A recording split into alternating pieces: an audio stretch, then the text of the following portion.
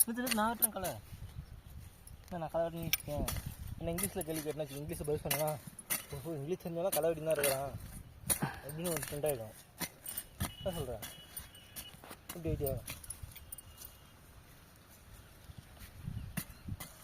பின்னாடி வயசாக கொடுத்துட்டு அப்புறம் இது என்ன கீரைம்மா? இது வந்து பார்த்தீங்கன்னா தொய்யா கீரை. நாங்கள் வந்து தொய்யா பூண்டுன்னு சொல்லுவாங்க. இது வந்து களை தான் ஆக்சுவலாக. இது வந்து நீங்கள் குழம்பு வைக்கலாம். நார்மலாக நம்ம அரைக்கீரை சிறுகீரை இருக்கு இல்லைங்களா, அந்த மாதிரி இதுவும் ஒரு டைப் ஆஃப் வந்து கீரை தான். பண்ணைக்கீரை அப்படின்னு சொல்லுவாங்க ஒரு சில பேர். அந்த மாதிரி இது வந்து தொய்யா கீரை. இதையும் நீங்கள் வந்து எடுத்துகிட்டு போய் பருப்பு போட்டு கடைஞ்சி பச்சை மிளகா போட்டு கடைஞ்சி நல்லா சாப்பிட்டிங்கன்னா கொஞ்சம் நல்லாயிருக்கும். டேஸ்ட்டு நல்லாயிருக்கும். ஆனால் இதில் சத்து இருக்கான்னு கேட்டிங்கன்னா எனக்கும் தெரியல, எங்கள் அம்மாவுக்கும் தெரியல. Totally waste.